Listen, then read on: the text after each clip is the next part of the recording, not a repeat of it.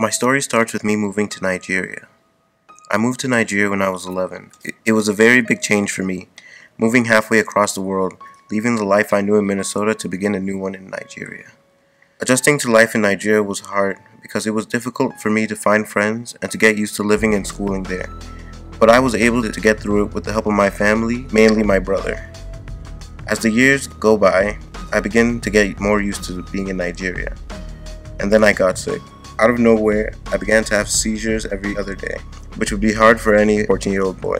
I became depressed and began to question my existence. After the seizures continued for about a year, I began to feel like a burden to my family, like I was holding everyone down. During this time, I became even closer to my brother. He helped me to push through the pain I was feeling, and the seizures began to stop. I started going to school again and tried my best to catch up with everyone else. It was hard, but I was able to get through it with the help of my brother. And then after a few months, Matthew moved back to Minnesota alone. At that moment, I was torn. I was happy he was moving to a higher place, going to continue school, but I didn't want to lose him. He was the only person I confided in, and he was my best friend, and he was leaving me. I felt alone when Matthew left.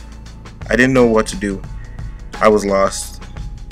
I would talk to him every once in a while by calling or texting him, but it wasn't the same. Then he gave me advice to keep myself busy to forget my pain.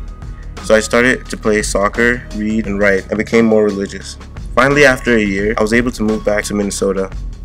The night before I moved back, I remembered the book I read during the past year, a book by Chimamanda Ngozi Adichie called Purple Hibiscus. I began to see how the book was similar to my life, so I decided to take advice from the book, and decided that when I move back, I'm going to do things that make me happy, and explore to be able to find myself.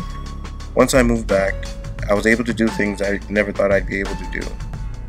I went to prom twice, joined the soccer team, got into the University of Minnesota, and graduated in the top 30% of my class, proving a lot of people wrong. But I wouldn't have been able to do it without the help from my brother, the one person who didn't doubt me, Matthew.